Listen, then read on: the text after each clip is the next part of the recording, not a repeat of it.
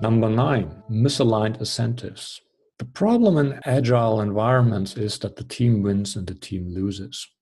And this is a very tricky thing the moment that individual and team incentives are not aligned.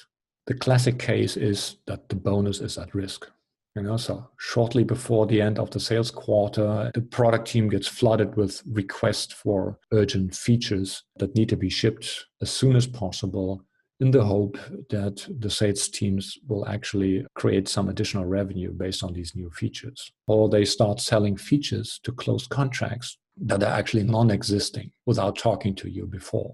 All of these are directly resulting from a misalignment of incentives. If you want to become an agile organization, you must overhaul the bonus structure at the same time to avoid moral hazards. There is no other way. The moment a company claims they can become a learning organization without changing their incentives and bonus structure, something is wrong. They're not serious about this.